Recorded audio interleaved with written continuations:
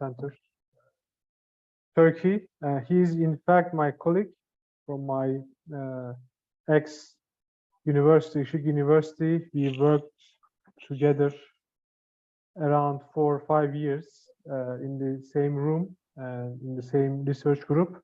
So today he is going to introduce us some lecture about artificial intelligence and that what Huawei did so far. And let me translate this part in Turkish. Merhabalar. Doğan Hocam benim aslında Işık Üniversitesi'nden çalışma arkadaşım. Biz yaklaşık 4-5 sene beraber çalıştık aynı odada, aynı çalışma grubunda. Daha sonra doktoradan sonra Huawei'ye geçti ve çalışmalarını orada yürütüyor. Bugün de size işte yapay zeka, işte Türkiye'de Huawei'yi neler yapıyor? Kısaca onlardan bahsedecek. Buyurun hocam. Hello everyone. So thank you very much for introduction, Çağdaş. So actually let me show you the content of today's presentation. So at first we are going to start with AI subdomains. Then we are going to introduce multiple intelligence. And then we are going to jump to AI systems with multiple intelligence. Afterwards, I'm going to give a short introduction on Huawei Turkey R&D Center and Huawei's AI strategy. And in the final part of this seminar, I'm going to talk about Huawei's own AI development platform. So as Çağdaş mentioned, actually we have worked at Işık University together for a long time. And during this time, I have completed my master's degree and PhD. After completing my PhD, I have started to work at Huawei. And for 2 years, actually, I'm working as engineering manager. So my research fields are including but not limited to speech signal processing, emotion recognition, sound event detection, and recommendation systems. So we are going to start with AI subdomains and some current key applications on AI. And here actually we have some slide that describe some key applications such as we have machine learning, computer vision, robotics, natural language processing, speech recognition, synthesis, expert systems, so on and so forth. Actually, as you see, machine learning has a wide scope of application area in business. So can everybody hear me currently? Because yes, it seems there is no problem, hocam. Okay, so I can continue. So there's a very wide scope on AI applications, both in research and also in business. So when we talk about AI, actually we are talking about learning basically. So how AI models or how machine can learn.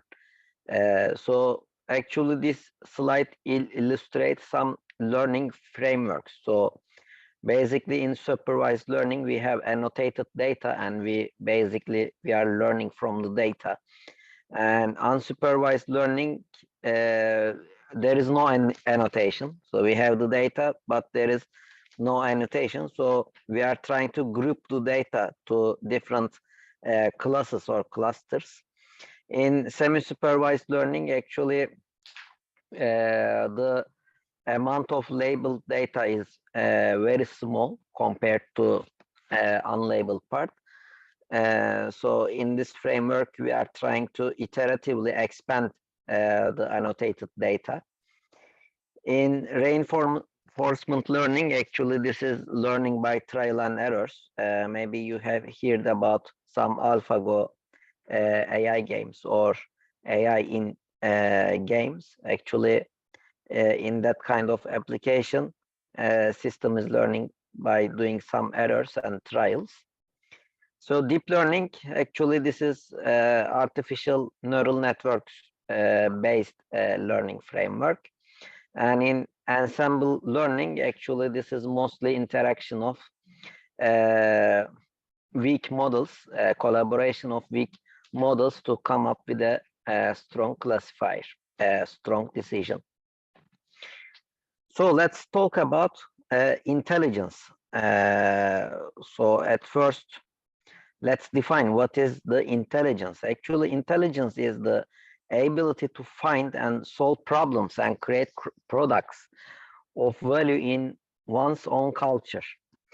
And from the computer's perspective, actually, P. Wang has redefined the definition such that the capacity of an information processing system to adapt to its environment while operation with insufficient knowledge and resources.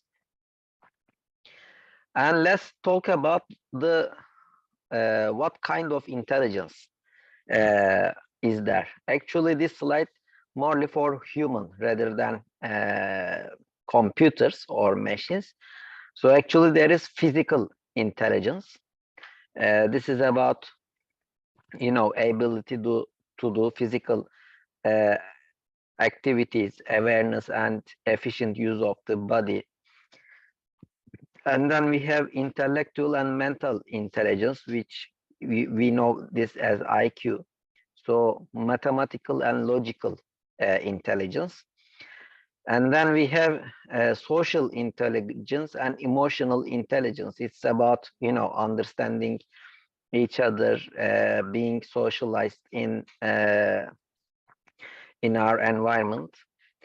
And we have creative intelligence and innovative intelligence. This is about creating new ideas, products, or the new ways of doing something.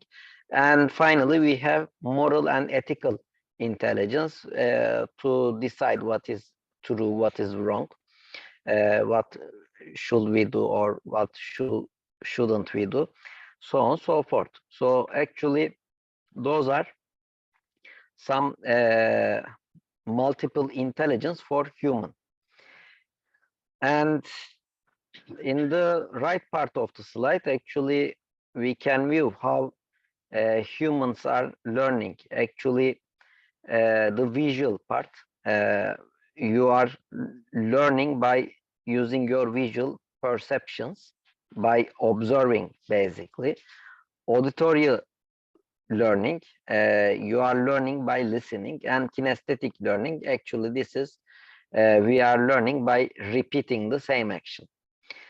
And actually, multiple intelligence learning, according to the Garner theory, has been divided into 8 parts, such with respect to 2 different intelligences, such that mathematical intelligence, visual spatial intelligence, musical intelligence, so on and so forth.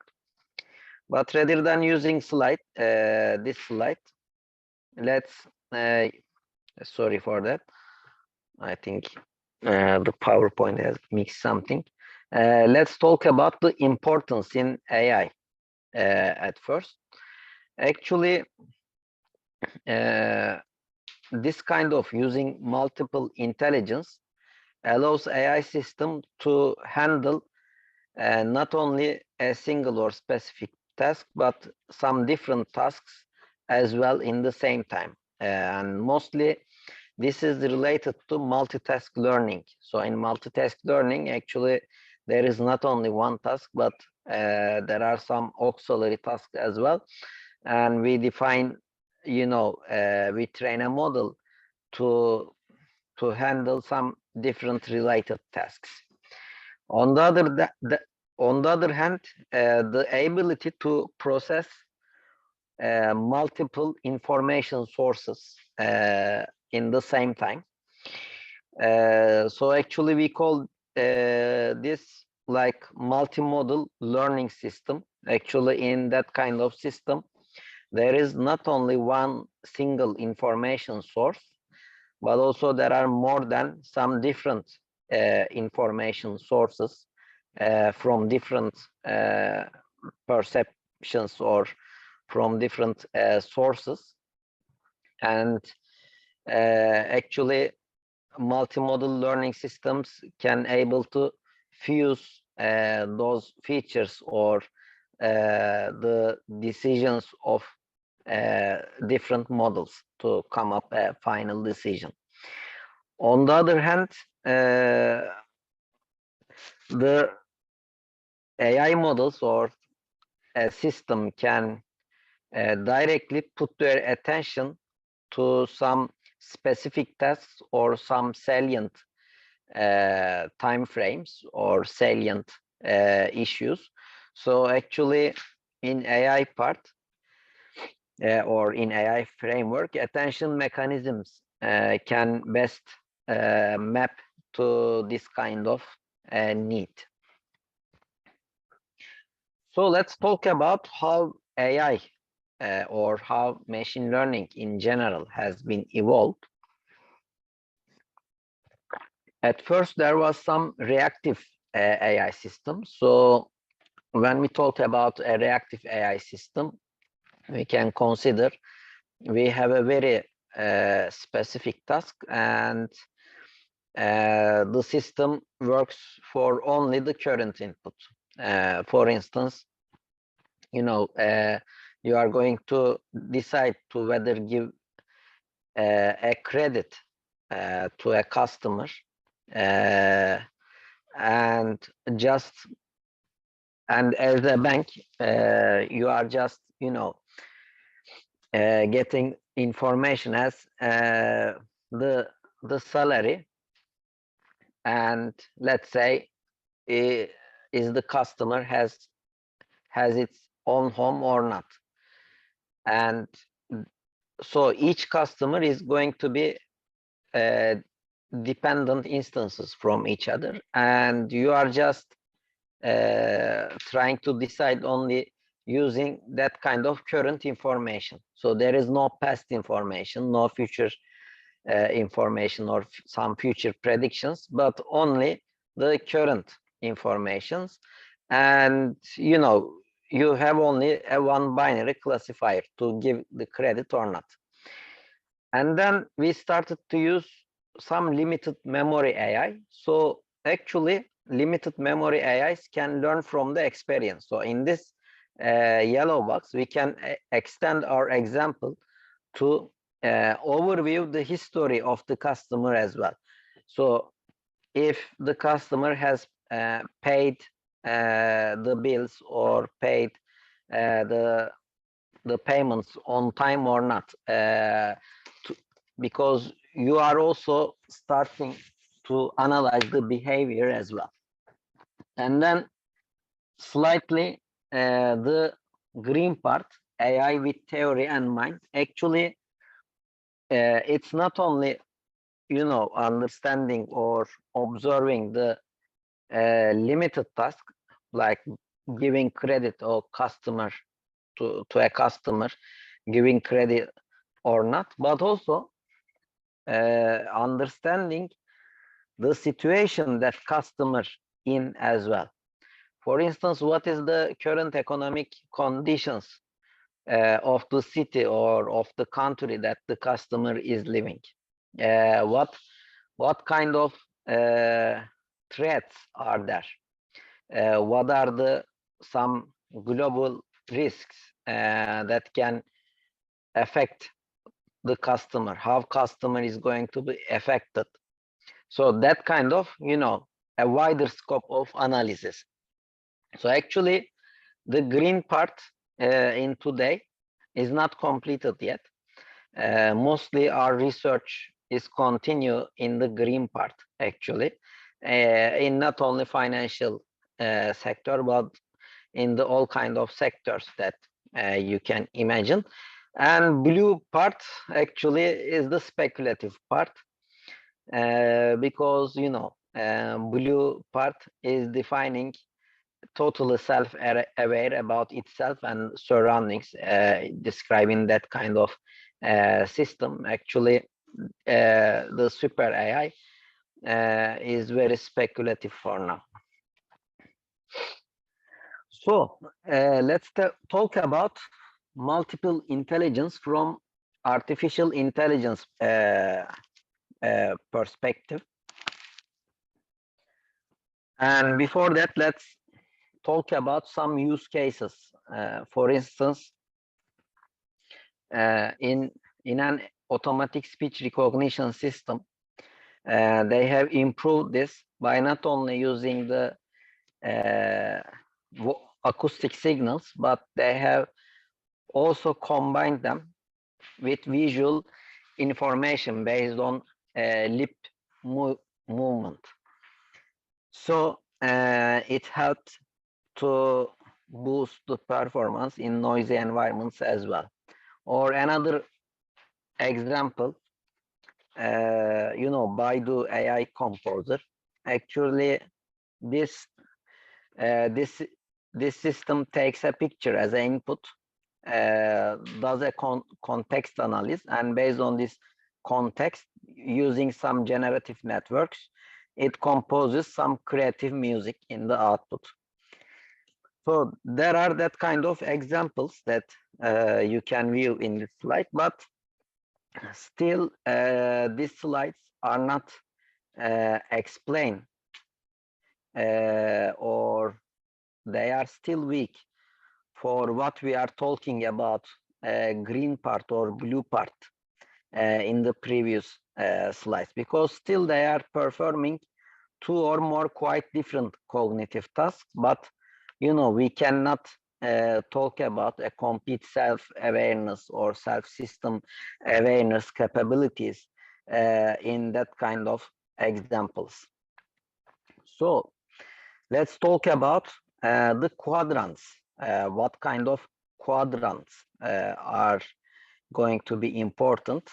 As I said, physical quadrant, intelligent quadrant, emotional quadrant, social quadrant, innovative or creative quadrant, and moral quadrant. But rather than describing the details using this slide, actually it is better to understand using that kind of taxonomy, and it is better to explain at here.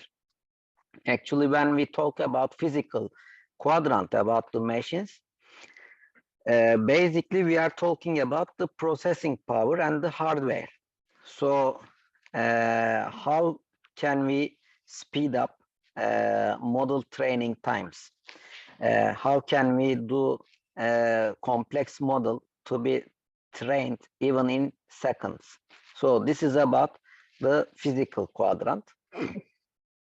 From the intellectual quadrant perspective, all kind of mathematical computations, computer vision tasks, chatbots, NLP tasks, you can think that kind of applications, all kind of task-based applications can be inside intellective quadrant. All kind of regression problems, classification problems, recommendation problems, so on and so forth.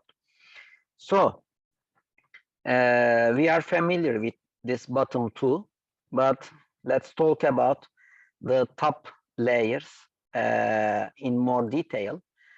So emotional quadrant. Actually, when we talk about emotion, we don't expect machines or an AI system to provide some emotional responses or feel some emotions. But rather than that, it's a kind of a self-awareness, self-assessment, and self-management of a system. The system is going to be aware the tasks on itself and the processing power on itself, and it can also prioritize those tasks and automatically can control all of the systems or all of the subordinate AI models. So actually this is about that kind of approach. On the other hand, social quadrant, similarly, humans interact to each other to do a teamwork, to work as a team. Actually, AI models can also do this as well. For instance, when we talk about co-training, transfer learning frameworks, or student-teacher model frameworks, actually there are more than 2 AI models, and they are trying to solve a classification problem or regression problem together. So let's try to expand this collaboration of different systems, different independent systems. So actually social quadrant of AI is going to mostly handle that kind of tasks. And moral quadrant, actually for the moral quadrant, the AI system is going to be able to judge its own actions and is going to be able to classify which is right or which is wrong from ethical perspective. And for today, maybe you can think about some AI models developed for cyber security and data privacy. And finally, on the creative and innovation part, the capability to generate, implement, and evaluate some new products. For instance, you can think about some synthetic content generation, like some human faces who have never lived in the world, but AI can, generate that kind of human faces, or AI composers. Actually, this is about a creative and innovative quadrant. So, actually, this was the short introduction of the next step of AI. And after this part, actually, I want to introduce Huawei's AI strategy. And, Huawei vision is to bring digital to every person, home, and organization for a fully connected and intelligent world. So actually, intelligent part is mostly related with AI. So that's why Huawei has a high investment on artificial intelligence systems as well. And when we talk about Huawei Turkey R&D Center, actually Turkey R&D Center is one of the most biggest R&D centers in overseas. So when I say overseas, it means except China. And in Turkey, there are more than 1,000 engineers, and we have like 7 departments, and each department has, its own expertise. I'm working at Artificial Intelligence Enablement Department, and we have researchers, software developers, testers, system engineers. So we have so many different positions, and we have collaborations with different universities. We have so many delivered and ongoing projects. So actually, for more than 10 years, Huawei is investing to Huawei Turkey R&D Center very much.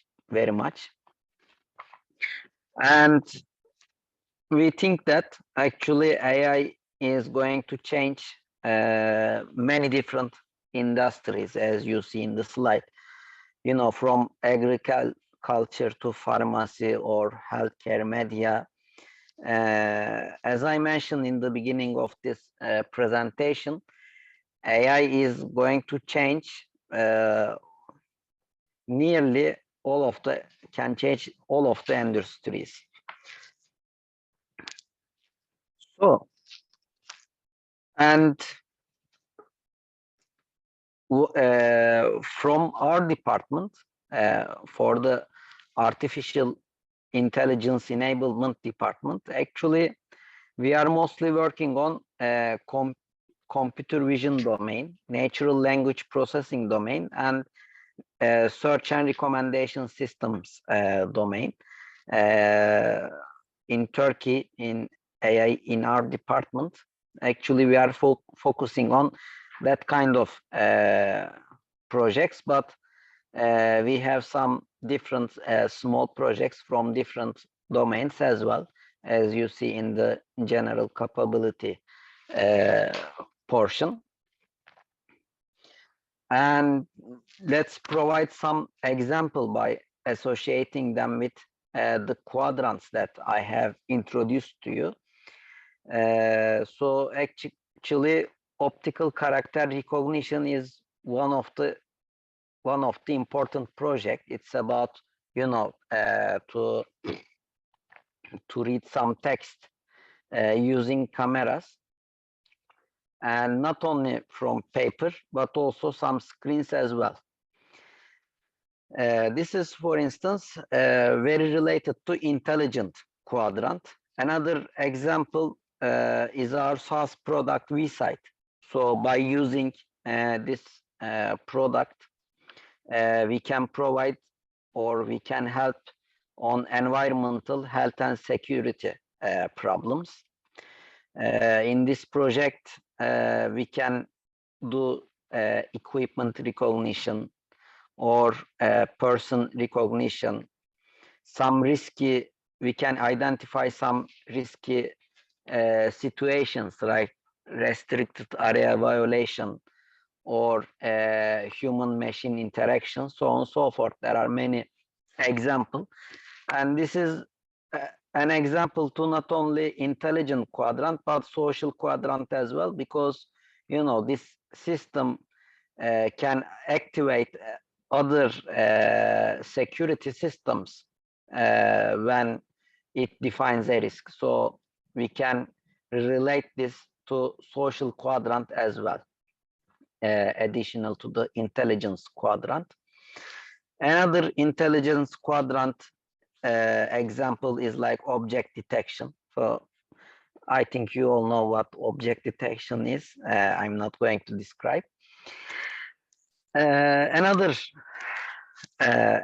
projects, some facial animation synthesis. This is mostly about creative and in creative systems, because most of you have heard about metaverse.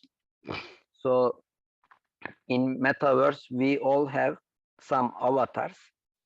So in this project, we are trying to synthesize face mimics and speech tone of the avatar, including emotional reactions.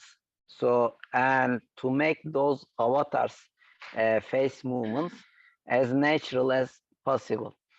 So actually we are using generative networks over there, and because of we are using some generative networks, this is mostly related to creative and innovative quadrant part. Another example, building some information systems in the right hand side.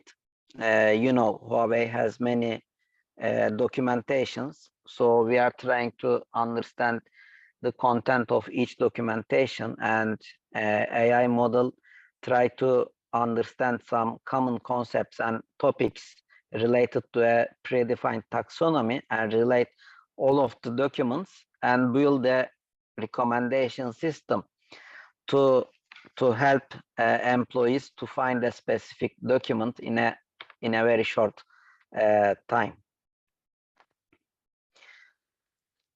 So what kind of changes we are expecting while AI is developing itself, and AI is keep running. Actually, model training time is going to be improved. We are going to able to train models even in minutes or even in seconds, especially using cloud-based resources. Computing power is going to be decreased. AI deployment is going to be much more easy. Algorithms are going to be much more explainable. Some automated AI systems are going to be activated. So there are many of changes that we expect in the following years, which will make AI, artificial intelligence, more achievable to humans. So even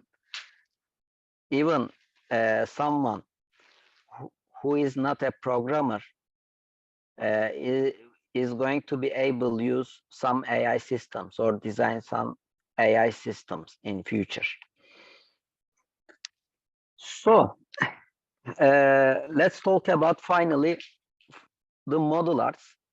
Actually, model arts is Huawei's own AI development platform. So actually, this platform can handle all of the steps by predefined pipelines, starting from requirement analysis and design to product delivery and product maintenance. And each step, actually each phase, there are three main phases, has its own pipelines, and you can use this pipelines from the scratch, or you can integrate your predefined AI model, for instance, written in PyTorch and TensorFlow, and you can join to this pipeline in each step actually. And what this platform provides, what this platform offers, actually it offers the environment and computing power, because we have a notebook at here which is very similar to Jupyter notebook, but this is a cloud built-in notebook, and by using notebook you can access to computing resources on demand. And there are an algorithm suite. Actually, algorithm suite provides some predefined libraries for starters, and there are some parametric development tools. So let's give an example. For instance, I don't know if you can see my pointer, but okay, let's activate this. Let's say you have a coded a model, the codes of an AI model, and by using the parametric mode, actually in this part you can change hyperparameters very easily. And by the time you are changing the parameters, actually the code is running, and you can see the learning rate as a graphs rather than following learning rate from log files. And when there is an error, actually dynamic tool can help you to resolve errors in a short time.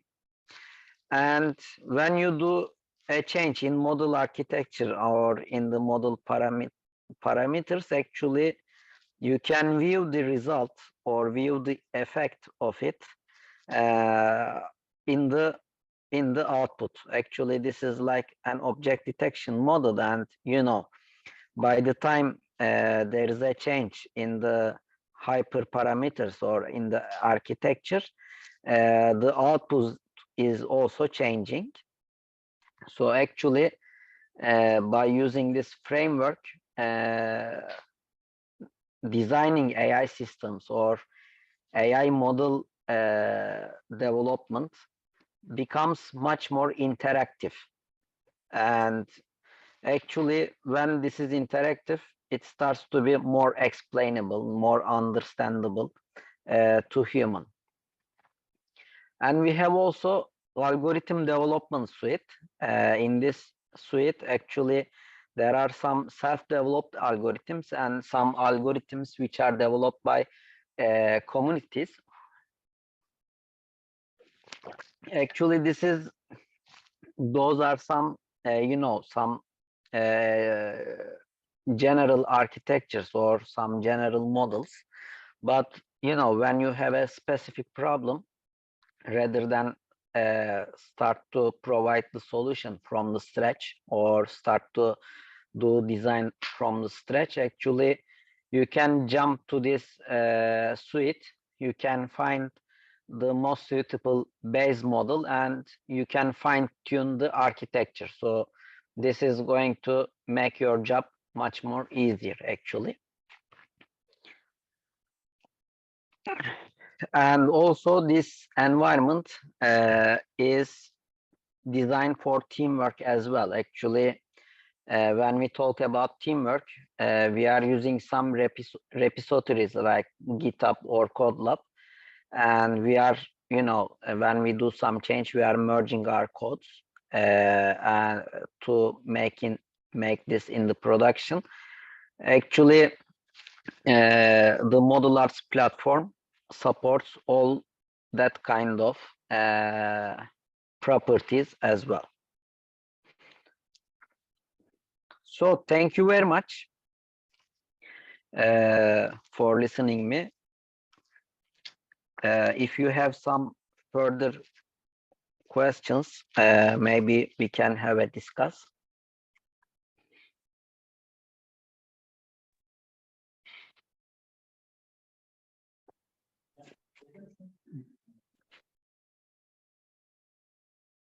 Doğan Hocam, thank you very much for your good presentation.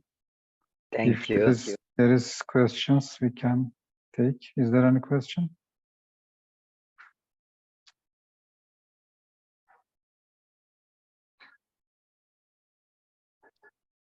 Çağdaş Hocam has some difficulties with the computer, so I will continue. No question? Isn't there any question? You may write or you may directly ask or you may raise your hand.